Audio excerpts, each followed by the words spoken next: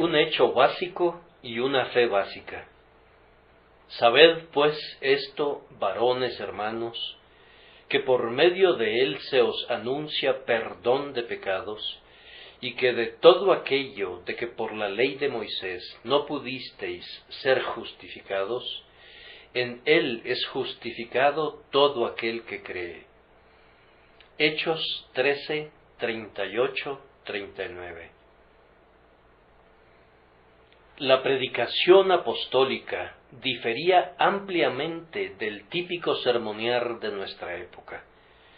Cuando los apóstoles se dirigían a las asambleas de creyentes, indudablemente seleccionaban temas definidos y se apegaban a ellos y abrían y exponían las verdades específicas que tenían a la vista. Pero cuando se dirigían al mundo exterior y cuando hacían sus llamamientos a los incrédulos, no tenemos la impresión de que seleccionaran alguna doctrina especial como tópico. La manera en la cual ellos predicaron no consistía tanto en la inculcación de alguna doctrina específica acompañada de la demostración de las inferencias provenientes de ella, sino más bien en la declaración de ciertos hechos de los cuales habían sido testigos presenciales. Habían sido elegidos para dar testimonio de esos hechos a los demás. Vean el sermón de Pedro en Pentecostés, o el sermón del mismo apóstol dirigido a Cornelio, o el registro de la predicación de Pablo en Perge o en Antioquía, y encontrarán que esos discursos eran un argumento tomado de las Escrituras que declaraba que, como Dios había prometido desde tiempos antiguos enviar a un Salvador, entonces Jesucristo vino al mundo, vivió una vida santa, fue muerto después de ser falsamente acusado, y fue puesto en el sepulcro, resucitó de nuevo al tercer día, y después ascendió al cielo, de conformidad al testimonio de los profetas. De él dijeron que todo aquel que creyera en este hombre, que era Dios verdadero, sería salvado por él. Esta es la declaración que hicieron. Por lo general, no los descubro exponiendo la doctrina de la elección en asambleas promiscuas con incrédulos presentes. No los veo argumentando los sutiles temas del libre albedrío y de la predestinación, o disputando sobre palabras sin ningún provecho para menoscabo de los oyentes. Su firme propósito era declarar aquellas cosas directamente vinculadas con la salvación del alma, que era el asunto de fundamental importancia al cual querían que todos los hombres prestaran su atención. Es así que exhortaban a todos los que los oían, con peligro de sus almas si dejaban de hacerlo, a que aceptaran la revelación y abrazaran la fe del Evangelio. Escuchen al apóstol Pablo en el famoso capítulo 15 de la primera epístola a los Corintios, que es leída usualmente en los funerales. Dice allí: además os declaro, hermanos, el Evangelio que os he predicado. Ahora, ustedes esperarían que comenzara con una larga lista de doctrinas, pero en lugar de eso, dice que Cristo murió por nuestros pecados conforme a las Escrituras, y que fue sepultado y que resucitó al tercer día conforme a las Escrituras. Eso es lo que Pablo describe enfáticamente como el Evangelio. Aseverar estos hechos, exhortar a los hombres a creerlos y a poner su confianza en el hombre que así vivió y murió y resucitó, fue la predicación del Evangelio que antaño sacudió a los vetustos sistemas de superstición, aunque parecieran estar establecidos sobre sus tronos de manera muy segura, que iluminó las tinieblas del paganismo y que hizo que en esas primeras etapas del cristianismo el mundo entero quedara asombrado con la luz y la gloria de Cristo. Entonces debemos esforzarnos por imitar a los apóstoles y debemos procurar predicar un sencillo sermón evangélico, si no con la habilidad de ellos o con su inspiración, sí al menos con su empeño y con el mismo deseo que ardía en sus pechos, para que por su medio los hombres sean salvados. De conformidad con eso, vamos a tratar primero con la historia de Jesús, a quien exponemos como un Salvador. En segundo lugar, con las demandas de Jesús. Y en tercer lugar, con las bendiciones que Jesús proporciona. Con respecto a la historia de Jesús, si hacen el favor de buscar en sus Biblias, encontrarán que el apóstol comenzó un sermón notando aquí que muchos profetas hablaron de la venida de Jesús. En el versículo 23, Pablo menciona especialmente la promesa hecha a David, que de su simiente Dios levantaría a un príncipe y salvador para la casa de Israel. Hermanos, permítanme recordarles que con suma frecuencia han aparecido sabios en la historia del mundo que han reclamado tener una inspiración divina, cuyos anuncios fortalecieron la esperanza de la venida de un hombre que habría de redimir de la esclavitud al mundo y que se convertiría en el Salvador de nuestra raza. Todos los videntes cuyos ojos fueron ungidos por Dios para mirar al futuro, anunciaban con antelación el advenimiento de un grandioso profeta, de un príncipe y salvador, que reclamaría que se le rindiera homenaje y que sería muy peligroso y absurdo rechazarlo. Estos profetas han aparecido en varios tiempos y en diversos lugares, y sin ninguna connivencia han proclamado al unísono lo mismo. La mayoría de ellos selló con su sangre su testimonio. ¿A cuál de los profetas no persiguieron vuestros padres? Con todo, pese al extremo sufrimiento o a la muerte violenta, parecieran haber sido impelidos por un divino furor interno para proclamar, incluso hasta el fin, que vendría uno que destronaría al antiguo reino de terror y al antiguo orden de ceremonias externas, para introducir un reino espiritual y para redimir al mundo de sus pecados y aflicciones. Esa refulgente estrella de esperanza resplandeció de manera sumamente brillante en la tierra favorecida de Judea a través de la noche oscura de largos años y lúgubres vigilias. Finalmente apareció un notable individuo que había sido anunciado con antelación por algunos de aquellos profetas. Ellos habían dado a entender que antes de que llegara el hombre prometido, el Mesías, habría un precursor, alguien como Elías. Elías vendría primero. Ahora, el tisbita, cuya carrera había sido tan memorable en Israel, era un hombre de mucha santidad, pero de poco refinamiento. Su vestimenta era tosca, su dieta frugal, su porte austero y su forma de expresión era enfática e incluso vehemente. Parecía ser un fuego personificado, si pudiera darse tal cosa, pues así de fuerte era su pasión y así de audaz era su valor. Puso el hacha a la raíz de todo pecado, y no se acobardó delante del rostro de ningún hombre, sin importar su alta posición o sus elevadas pretensiones. Bastaba que detectara un mal, y lo denunciaba con todo su poder.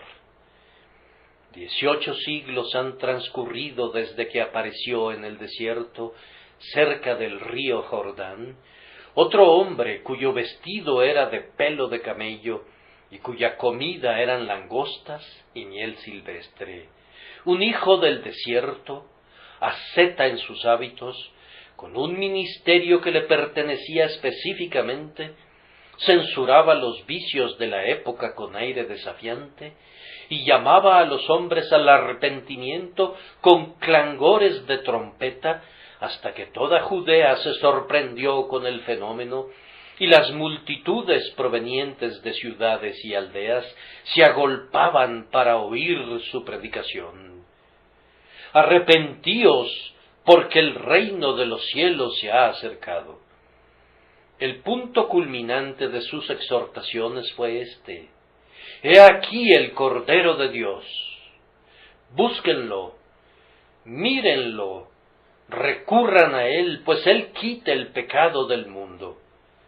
Su misión era enderezar calzada en la soledad para la venida del Señor, de quien se declaró indigno de desatar la correa de su calzado.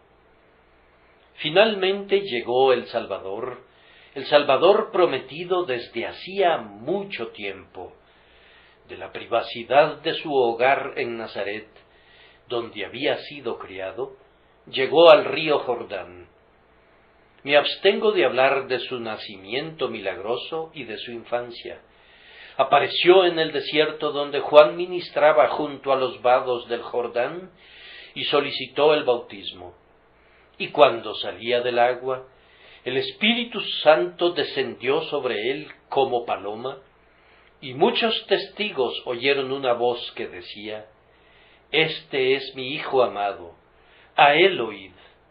Este hombre, este portentoso individuo que ahora se había vuelto abiertamente manifiesto, vivió una vida pública de extraordinaria benevolencia, en la que había una mezcla de humildad profunda y de poder divino, la vida más memorable que haya sido registrada.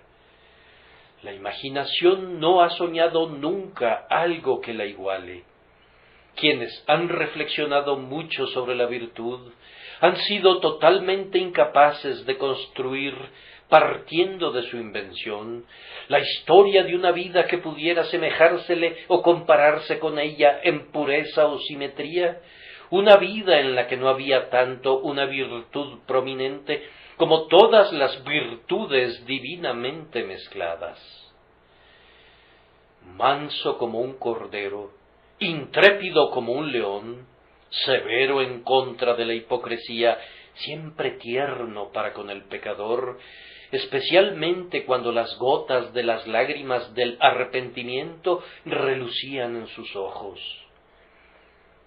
Un hombre que rasgó en pedazos todas las antiguas formalidades, que denunció el conocimiento de los rabinos, y que vino solo con su propia fuerza de carácter y el testimonio de Dios para decir verdades que, como la luz, son evidentes en sí mismas, verdades que soportan la prueba del tiempo y que resisten los cambios de las circunstancias, verdades que habrán de soportar incólumes cuando el viejo mundo haya pasado, verdades que han liberado a las mentes de los hombres de los grilletes de la superstición, verdades que han alegrado a las hijas de la desesperación, verdades que han sido siempre sumamente aceptables para los pobres y los necesitados, verdades que han elevado a la humanidad desde la misma primera hora en que fueron proclamadas por primera vez,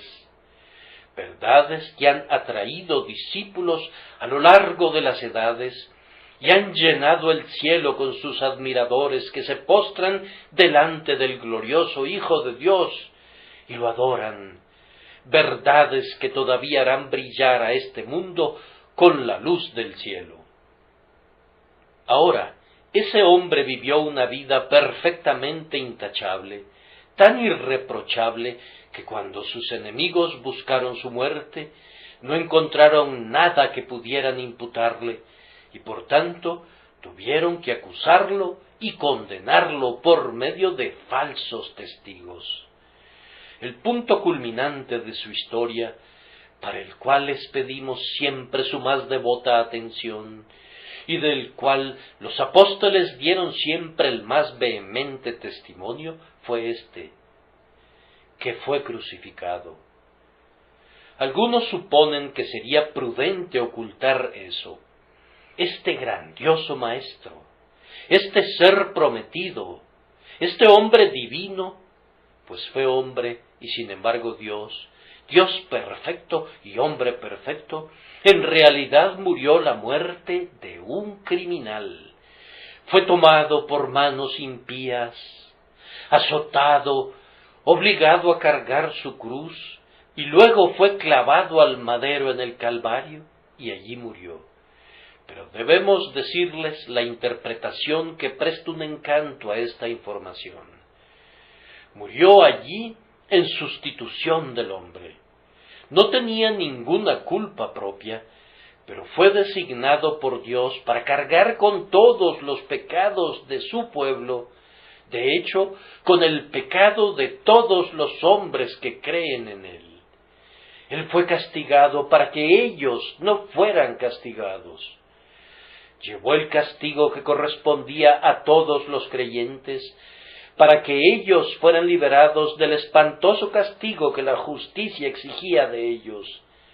De hecho, subió a ese madero con la carga de toda la culpa de todos los que habían creído y de todos los que habían de creer, asinada sobre sus hombros, y debido a la excelencia de su naturaleza, siendo Dios, sus sufrimientos hicieron expiación por toda la culpa de toda esa vasta multitud.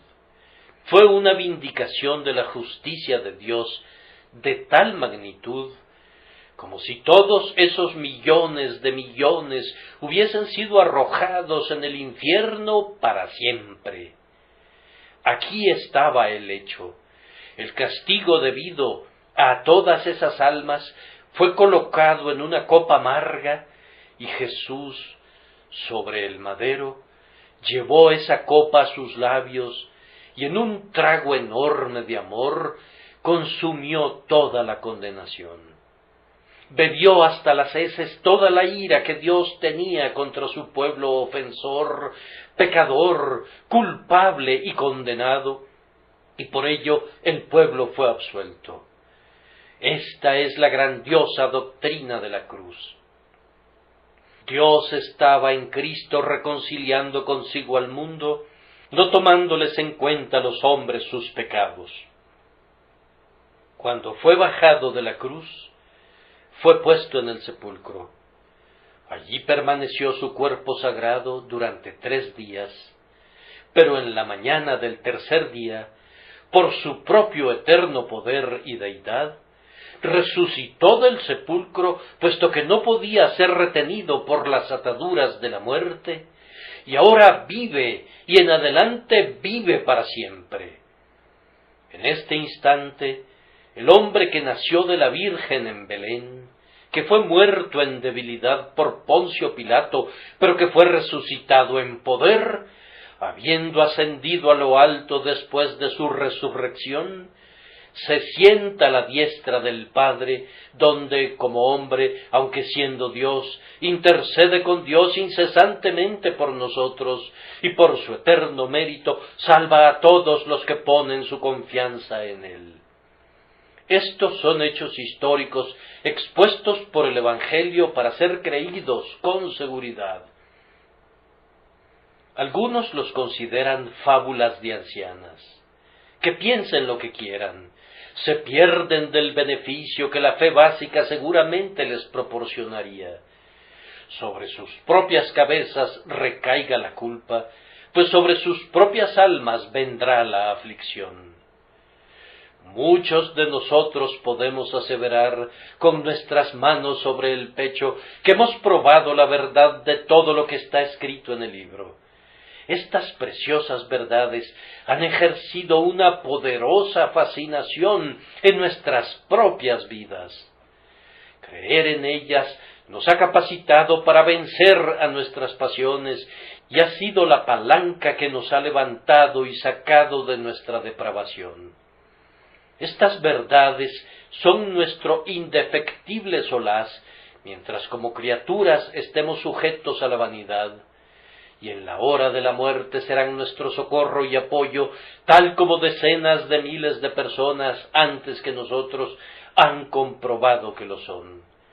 Con la historia de Jesús tan claramente ante nuestra vista, preguntemos ahora, ¿cuáles son las exigencias de Jesús? Él demanda, como el ser que vive eternamente, que aceptemos que es lo que profesa ser si queremos obtener cualquier beneficio de él. Profesa ser el Mesías, ungido y comisionado de Dios. ¿Crees tú eso? Leyendo las profecías concernientes a él, ¿ves tú cuán exactamente encaja como la llave encaja en las guardas de la cerradura? Si ves eso, me alegro. Además, él exige que lo recibas como Dios. Esta es su profesión, que Él es Dios sobre todas las cosas, bendito por los siglos, Dios encarnado. Él caminó sobre las olas del lago de Genezaret, resucitó de los muertos, sanó a los enfermos, multiplicó los panes y los peces, detuvo a los vientos, calmó a la tormenta. Él ha hecho todas las cosas que sólo Dios puede hacer. Él fue omnipotente incluso aquí abajo como hombre. Acéptalo entonces como Dios verdadero. Si tú lo haces inteligentemente y sinceramente, me alegro. Y lo aceptarás ahora como tu sacerdote, y no aceptarás a nadie más en la tierra. Para tenerlo a Él, debes renunciar a todo lo demás, pues has de saber con toda seguridad que nuestro sumo sacerdote no estará junto a ningún otro sacerdote. Recurre únicamente a Él para la expiación, para la intercesión y para la bendición. Él se ofreció a sí mismo como un sacrificio, se entregó por los pecados de su pueblo. Cree en Él como tu sacerdote y cree en sus sufrimientos y muerte como tu sacrificio. Lárguense ustedes, sacerdotes de Roma. Váyanse también ustedes, sacerdotes de cualquier otro orden. Que se marche cualquier vano pretendiente al sacerdocio. A quien ha entrado al lugar santísimo no hecho con manos, le pertenece el privilegio exclusivo del sacerdocio. Nuestro Señor Jesucristo es el único sacerdote de la casa de Dios. Los miembros de su pueblo se convierten en sacerdotes a través de Él, cada uno de ellos. Sí, reyes y sacerdotes según el orden de Melquisedec, pero ahora no reconocemos ninguna superchería sacerdotal. La religión de Jesús desaprueba y denuncia todas las pretensiones prelaticias. Proclama para siempre el derrumbe de la jerarquía de los hombres, con todo su vacío engreimiento y su inflada arrogancia, sus sotanas y sus vestimentas, sus roquetes de mangas estrechas y sus gorros, su vana jactancia y sus mojigatos juegos con los dedos, con toda su influencia preternatural que se supone que emana de las manos de un obispo. Jesús es el único sacerdote. ¿Lo recibirás como tal? Entonces yo me regocijo de que seas iluminado así. Sin embargo, has de saber que Él reclama ser tu rey. Tienes que hacer lo que te pida. Debes ser su súbdito, debes observar sus estatutos y debes guardar sus mandamientos. ¿Eres su súbdito? Entonces Él es tu amigo. Tú serás incluso su hermano y vivirás cerca de Él como alguien muy amado para Él, en afectuosa comunión con Él. Aunque esté en el cielo, se revelará a ti en la tierra. Ahora, ¿estás dispuesto a aceptarlo como tal? como tu profeta, de tal manera que has de creer todo lo que te enseña? Como tu sacerdote, de tal manera que habrás de confiar en su mediación? Como tu rey, de tal manera que le servirás. Y con qué acentos de ternura Jesús demanda que confiemos en Él. Este es un bendito mensaje para algunos de ustedes que tal vez no hayan escuchado antes. Si confiaran en este hombre glorioso, en este Dios bendito, serán salvados en este instante. Cristo exige que confiemos en Él. Dice: yo soy Dios, confíen incuestionablemente en mí. Yo soy un hombre perfecto, por amor a ellos morí por mis enemigos. Todo poder me ha sido dado en el cielo y en la tierra, y con mi sangre rociada sobre el trono de mi Padre, reino supremamente en el dominio de la misericordia. Solo confía en mí, y yo te salvaré de la culpa del pasado, te salvaré del poder de la pasión en tu alma, te salvaré del dominio del pecado, y en el futuro te cambiaré, te haré un hombre nuevo, te daré un corazón nuevo y un espíritu recto. Toda mi gracia será tuya si confías en mí. Jesús mismo nos da incluso el poder de confiar, pues todo es por su gracia de principio a fin, y todo aquel que confíe en Él será salvo. Mi Señor tiene el derecho a esto, y no aceptará nada que no sea esto, pues estas son sus propias palabras: id por todo el mundo y predicad el Evangelio a toda criatura. El que creyere y fuere bautizado será salvo, mas el que no creyere será condenado. Él no admite ningún término medio. O crees o no crees. Y si no crees, su ira cae sobre ti. El que no cree a Dios le ha hecho mentiroso, porque no ha creído en el testimonio que Dios ha dado acerca de su Hijo Jesucristo. El que en Él cree no es condenado, pero el que no cree ya ha sido condenado. El que oye mi palabra y cree al que me envió tiene vida eterna, y no vendrá a condenación, mas ha pasado de muerte a vida. Yo en verdad espero estar expresándome claramente. Mi ferviente deseo y la oración de mi corazón son que todos ustedes conozcan el Evangelio, si es que no lo han conocido antes. Si lo han conocido antes, quisieran que pudieran discernirlo más claramente. Si lo rechazaran, la falla no sería mía. Dios es mi testigo de que he tratado de evitar cualquier idea de tratar de ser elocuente o declamatorio en mi predicación. No me importa para nada el espectáculo llamativo de elaborar discursos. Yo solo quiero decirles simplemente estas verdades contenidas en un mensaje sin adornos. Pudiera ser que despierten prejuicios, y ustedes que las escuchan digan tal vez que son aburridas y trilladas. Esas verdades trilladas y manoseadas, sin embargo, contienen la propia médula y el meollo del Evangelio por el que pueden ser guiados al cielo. Por aburridas que las consideren, si las rechazaran, negra y terrible sería la ruina de sus almas. Los exhorto, por tanto, delante de Jesucristo, que juzgará a los vivos y a los muertos, a que recuerden estas pocas cosas elementales, viendo que involucran su esperanza o su desesperación, su salvación o su perdición por toda la eternidad. No hay otra puerta al cielo fuera de esta, no hay ningún otro portón de entrada al paraíso fuera de este. Dios estaba en Cristo reconciliando consigo al mundo, no tomándoles en cuenta a los hombres sus pecados, y nos encargó a nosotros la palabra de la reconciliación. Él ha diseñado para nosotros un camino de redención. Confiando en Él, seremos salvos.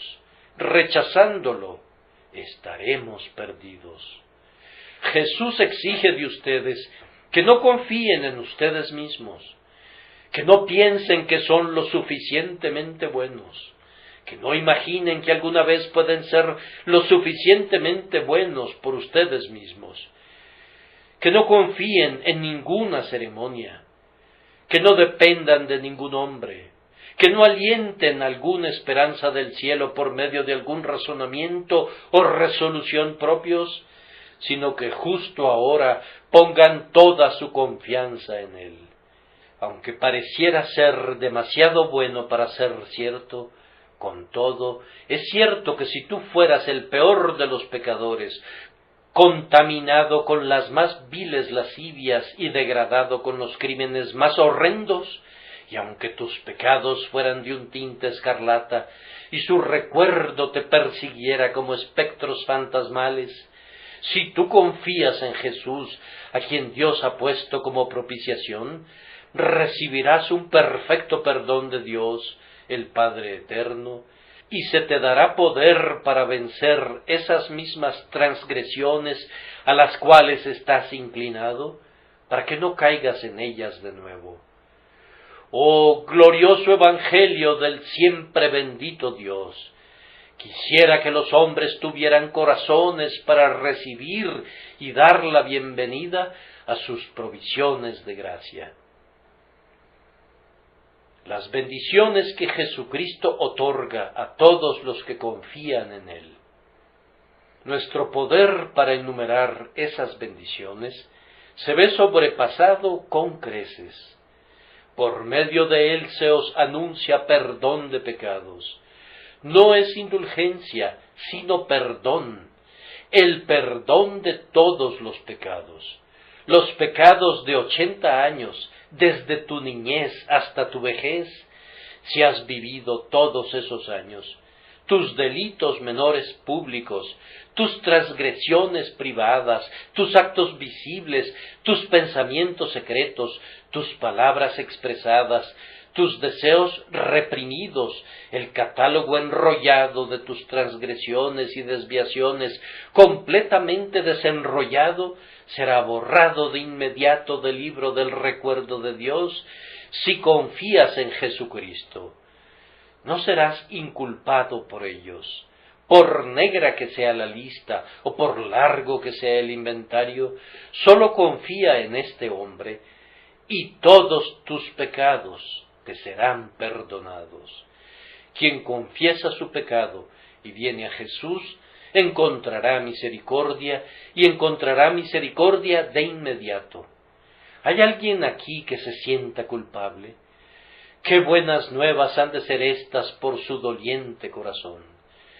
Yo deseo que todos ustedes sepan cuán culpables han sido y cuán profundamente manchados están. Un pecador de corazón realmente quebrantado es una joya en donde quiera que te lo encuentres. No hay música en el mundo como las notas de perdón para el pecador que experimenta un remordimiento de conciencia y un convencimiento de su culpabilidad. Jesús otorga perdón para todo pecado. Para quienes creen en Él, les otorga un perdón inmediato, no un perdón en potencia, no un perdón que ha de ser revelado cuando estés a punto de morir, sino un perdón ahora, un perdón que alcanza a los pecados que han de venir todavía, un perdón que comprende la totalidad de tu vida de pecado, puesto en tu mano para ser leído por el ojo de tu fe y para ser conocido tan claramente como si te fuera entregado en un pergamino escrito por la mano de un ángel y sellado con la sangre del Salvador. Cristo Jesús otorga un perdón que nunca será revocado, un perdón que no puede ser cancelado en lo sucesivo. Dios no juega nunca al estira y encoge con los hombres. No condena nunca al que ya fue perdonado una vez. Si declara que un hombre es perdonado y será perdonado cuando el mundo esté envuelto en llamas. Qué gozo indecible habrá de llenar el alma de aquel que aclama en esta santa hora un perdón de los cielos. Su carga ha sido suprimida, sus esposas le son quitadas, sus grilletes soltados, la fiebre curada, su salud restaurada. Cómo saltará de deleite y danzará con placer y cantará con santo júbilo. Pobre pecador, cree en el Hijo de Dios que fue inmolado pero que vive eternamente, y te será dado ese rapto celestial para que lo experimentes. Este es un perdón de pura buena voluntad que no retiene residuos de animosidad. Un hombre perdona a su hijo y renuncia al uso de la vara, pero podría decirle: no olvidaré tu conducta, pues en el futuro no podré confiar en ti. Pero cuando Dios perdona, no reprocha, recibe al hijo pródigo en su pecho, no lo sienta en el extremo más lejano de la mesa para recordarle su descarrío, sino que mata al novillo engordado para convencerlo de que es bienvenido. Pone tal confianza en algunos de nosotros, que éramos los peores pecadores, que nos da una comisión de predicar a otros el Evangelio mediante el cual nosotros mismos somos salvados, y nos envía con el asunto que está más cerca de su corazón y que más concierne a su propia gloria. Oh, sí, es un bendito perdón que barre toda la extensión de la ruina humana y nos redime y nos resarce de las pérdidas experimentadas por haber pecado. Y no sólo eso, sino que por Él, por Jesús, todos los que creen son justificados, así como son perdonados. Somos justificados de todas las cosas de las que no podríamos ser justificados por la ley de Moisés. Aquí tenemos una comparación, o más bien un contraste. ¿Qué significa esto? Cuando los hombres venían, según la ley de Moisés, traían un novillo que ofrecían por su pecado. Hecho esto, ¿con cuáles sentimientos se alejaban del altar? El hombre venía consciente de culpa y se marchaba convencido de que había cumplido con un estatuto. Pero su conciencia no estaba limpia. La mancha no se había quitado, aunque la sangre de la bestia aquietaba algunos de sus escrúpulos y aliviaba algunos de sus terrores. No le daba una perfecta paz y no podía dársela. Debe de haber sabido que la sangre de los novillos y los machos cabríos y las cenizas de una vaquilla no podían quitar el pecado, ni podían expiar su culpa o erradicar su veneno. En esa misma medida es superior el Evangelio de Cristo a la ley de Moisés. Si vinieran y confiaran en Cristo, sentirían que ya no son más culpables.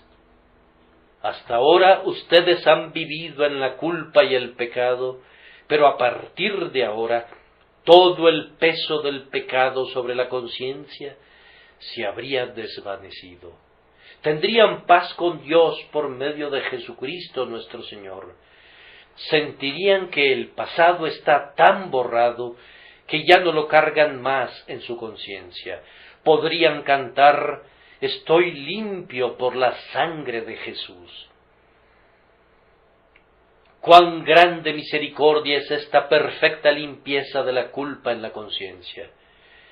Quien venía al altar bajo la ley de Moisés no siempre sentía que podía venir a Dios. La sangre era rociada y había un camino de acceso, pero sólo el sumo sacerdote pasaba detrás del velo una vez al año. La ley de Moisés no podía justificar a un hombre de tal manera que tuviera acceso al propiciatorio, pero Jesucristo justifica de tal manera a su pueblo que pueden ir directo a Dios y hablarle como un hijo le habla a su padre. Le cuentan todas sus necesidades y debilidades, toda su gratitud y su gozo. Derraman a sus propios oídos sus amantes corazones. Cuán dulce es el acceso de la criatura humana a su Dios del pacto, una vez que conoce a Cristo. Yo en verdad declaro que algunos de nosotros hemos hablado con Dios tan verdaderamente como hablamos con los hombres, y hemos estado tan seguros que nos encontrábamos en la presencia de nuestro Padre Celestial, y tan conscientes de estar bajo esa portentosa sombra, como hemos estado conscientes de que hemos estado en comunión con cualquier hombre o mujer nacidos en este mundo. Oh, si lo supieran, Dios no parecería tan lejano de ustedes una vez que confiaran en Cristo. No pensarían de Él como el Dios del trueno guiando su ruidoso carro por el cielo, con una lanza centelleante de relámpago, sino que cantarían acerca de Él, el Dios que gobierna en lo alto y truena cuando le place, que cabalga sobre el cielo de tormenta y controla los mares. Este terrible Dios es nuestro Padre y nuestro amor. Él hará descender sus poderes celestiales para llevarnos a lo alto. Lo verían por doquier en torno a ustedes con los ojos de su espíritu y se regocijarían en él. Aquellos que venían al altar por la ley de Moisés no eran justificados de aprensiones del futuro. Cuando cada adorador regresaba a casa, después de todos los sacrificios de corderos y carneros y novillos, tenía miedo de morir. Pero quien confía en Jesús siente que en lo concerniente al futuro está perfectamente seguro. Ahora, dice, Dios ha prometido salvar a quienes confían en Cristo. Yo en verdad confío en Cristo. Dios ha de salvarme. Él está obligado a hacerlo por su justicia. Sobre el león de la justicia cabalga la hermosa doncella de la fe y no tiene ningún temor. En tanto que Dios sea justo, ningún discípulo de Jesús podría ser destruido. ¿Qué pasa si la justicia me acusara de ser un pecador? Yo respondería, es cierto que lo soy, y sin embargo no soy alguien que debiera ser sometido a juicio, pues todos los pecados me fueron quitados. Fueron colocados sobre mi bendita fianza. No me queda ni uno solo. Cristo ha sido castigado por mi pecado. ¿Acaso podrían ser castigados dos por una ofensa? ¿Habría de morir mi sustituto y también yo? ¿Seríamos condenados, Cristo y yo también, por la mismísima ofensa? Dios no es injusto como para castigar primero al sustituto y luego al hombre en cuyo lugar estuvo el sustituto. Oh, esto es algo sobre lo que uno se puede apoyar. Esta es una almohada para una cabeza que experimenta dolores. Este es un bote seguro en el cual navegar en medio de las tormentas de la vida y a través de los mares de la muerte. Jesucristo, en mi lugar, derramó la sangre de su corazón como la grandiosa víctima de Dios fuera de las puertas de la ciudad. Yo confío en Él. Confiando en Él, no puedo perecer. Él ha jurado y no se arrepentirá por dos cosas inmutables en las cuales es imposible que Dios mienta. Él ha dado un sólido consuelo a quienes huyen en busca de refugio hacia la esperanza puesta ante ellos en el Evangelio. Oh, amados, ciertamente podemos vivir sobre esta promesa y morir sobre esta promesa. Quiera Dios que todos ustedes confíen en Él, que muchísimos de ustedes confíen en Él por primera vez ahora, La predicación de este Evangelio es digna de confianza, porque la promesa es digna de confianza. No me avergüenzo del Evangelio de Cristo, porque es poder de Dios para salvación a todo aquel que cree. ¿Crees tú? Di sí o no, pues hay consecuencias que se hacen presentes en cualquiera de los dos casos. Di sí y dilo ahora. Amén.